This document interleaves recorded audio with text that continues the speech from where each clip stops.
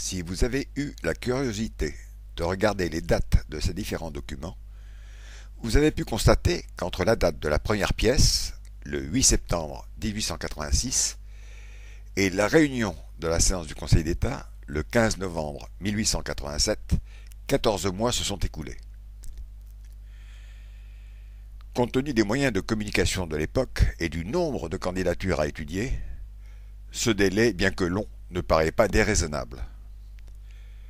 Le candidat qui attendait le résultat de ces démarches n'était peut-être pas du même avis.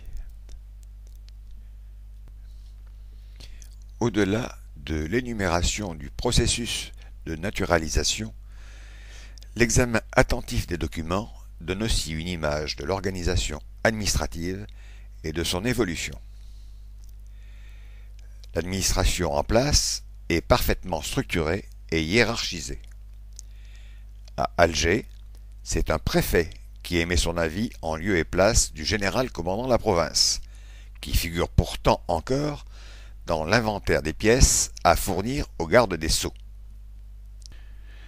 Le renvoi en bas de la page 2 de la demande de naturalisation est également significatif. Il montre le traitement particulier appliqué aux immigrés d'origine allemande. Sedan n'était pas loin. Au plan de l'évolution technique, le ministère de la Justice est le premier à employer des documents imprimés. Le nom de l'imprimerie d'Alger qui réalisait ces tirages est incongru, Casablanca.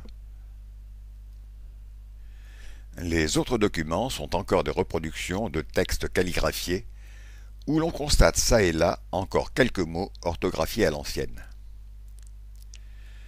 Sans doute peut-on déduire d'autres évidences en étudiant ces pièces. Elles sont à votre disposition pour cela dans cette rubrique. Elles représentent qu'une infime partie de la vie de ces immigrés qui ont peuplé l'Algérie. Mais c'est quand même cette étape essentielle qu'ils ont franchie vers la naturalisation qui permet à leurs descendants de s'exprimer aujourd'hui sur ce site. Pour ceux qui souhaiteraient obtenir les dossiers de naturalisation de leur famille, vous trouverez également dans cette rubrique les indications et les adresses qui vous seront utiles. Au revoir.